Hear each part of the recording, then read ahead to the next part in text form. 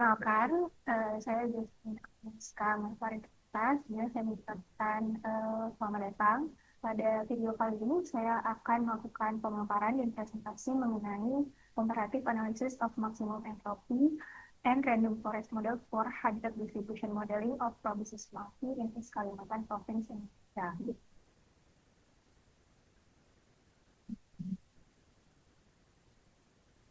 Gimana latar belakang dan gap penelitian daripada proyek ini? Yang pertama adalah komparasi algoritma. Jadi akan dilakukan pemodelan distribusi habitat dengan menggunakan machine learning, yaitu perbandingan antara algoritma random forest dan juga maximum entropy sebagai pembanding.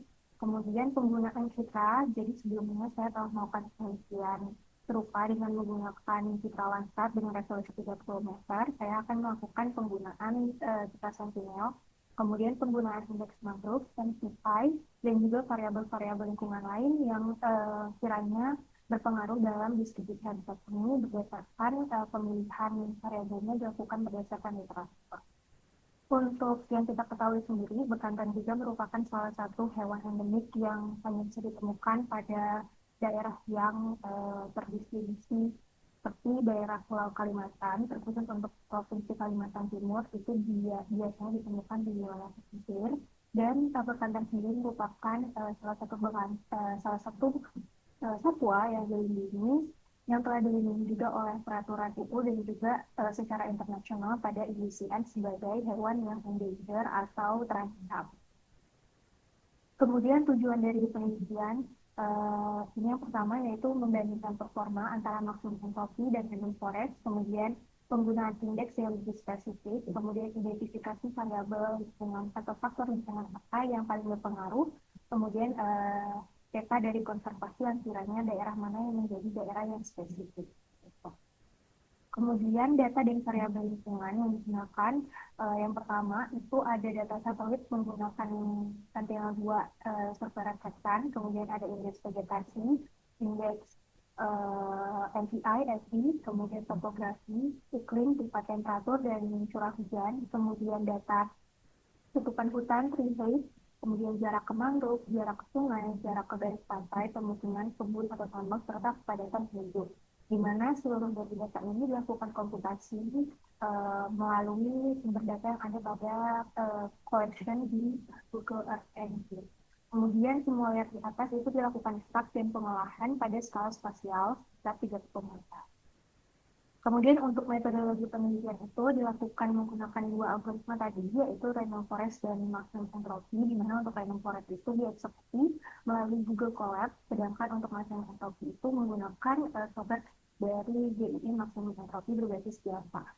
Untuk diagram alir untuk pelaksanaan disajikan pada diagram alir sebagai berikut yang disebutkan pada gambar.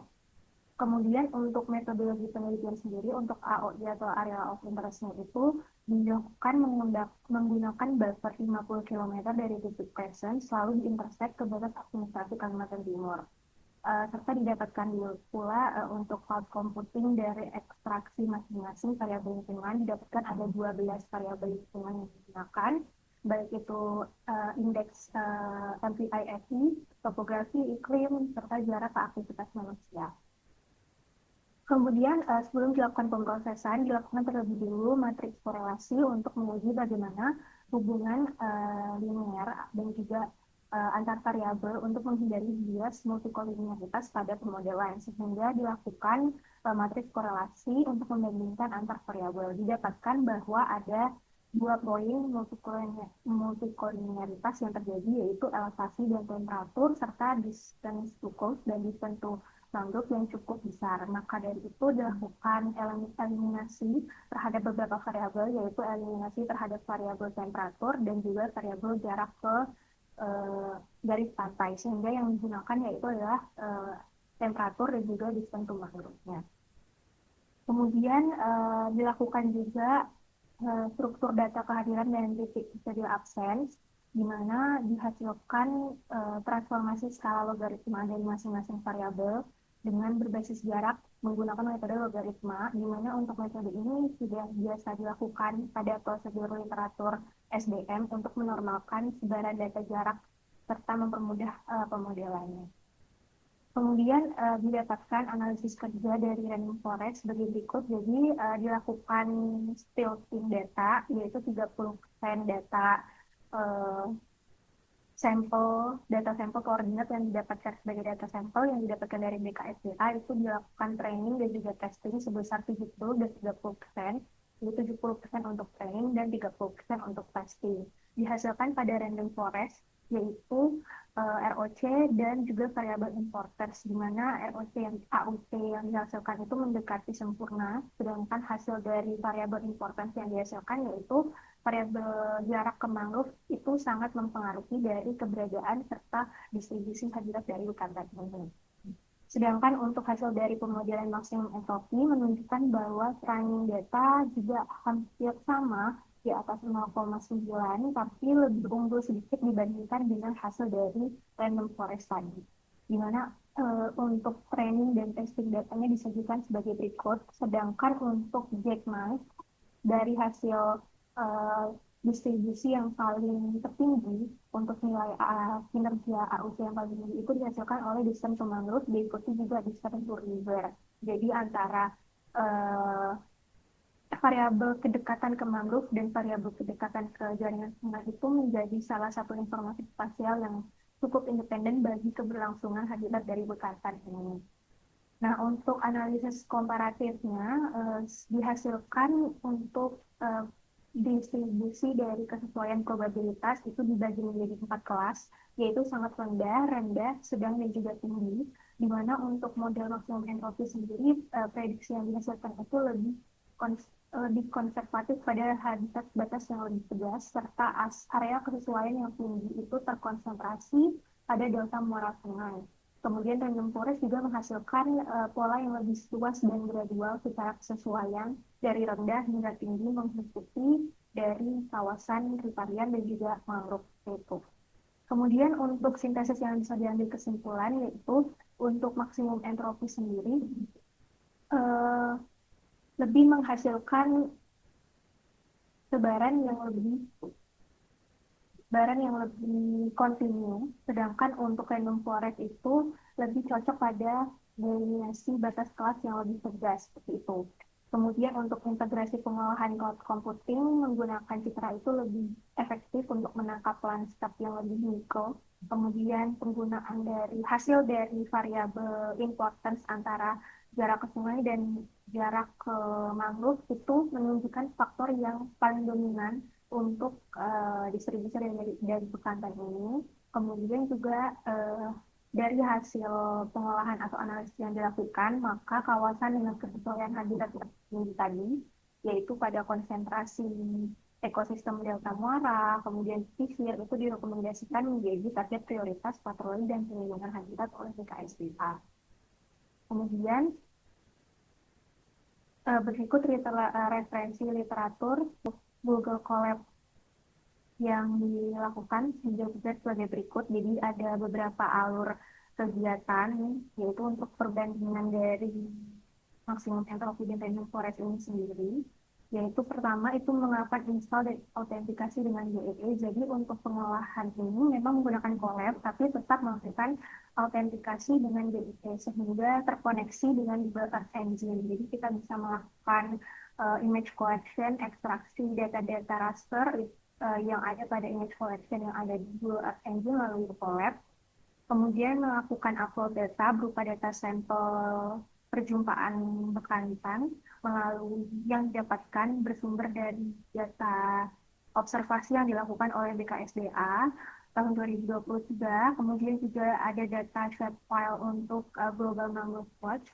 Tetapi ini dilakukan penyesuaian juga untuk data-data yang digunakan, yaitu proyeksinya, kemudian kolom koordinatnya, kemudian melakukan pembuatan AOI, yaitu menggunakan buffer 50 km, sehingga dihasilkan visualnya sebagai berikut. Kemudian dilakukan persiapan Sentinel-2 dan untuk cloud masking, filtering, sesuai filtering dengan filter sebagai berikut.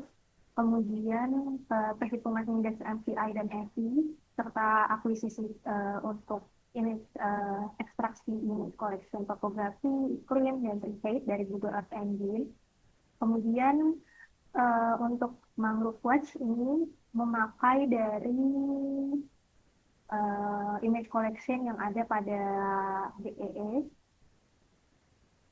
kemudian melakukan pembuatan desain mangrove, kemudian melakukan visualisasi dari desain mangrove, kemudian melakukan pembuatan masking AOI serta jarak fisik ke pesisir, baik itu menggunakan distance to river untuk jarak ke sungai, kemudian jarak ke garis pantai, kemudian jarak ke gangguan manusia, yaitu menggunakan dari ESA World Cover berupa distance to urban dan distance to cropland, dan juga human presence.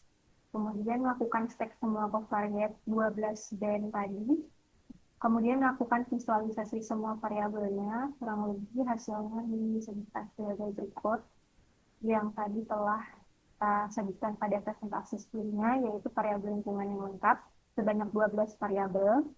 Kemudian eh, dilakukan ekstraksi poin dan background, kemudian untuk melihat distribusinya sekaligus melakukan pembuatan logaritma dan histogram serta matriks korelasi sehingga kita bisa menghilangkan bias multikolineritas yang terjadi dan menghilangkan variabel yang sekiranya mirip, yaitu tadi adalah uh, elevasi dan suhu, kemudian juga distance to close, distance to limit, kemudian melakukan pemrosesan random forest dengan random forest classifier yang digunakan adalah 500 pohon keputusan, kemudian dilakukan stilting 70 banding 30, dan juga dilakukan evaluasi melalui AUC dan ROC tadi sebagai berikut.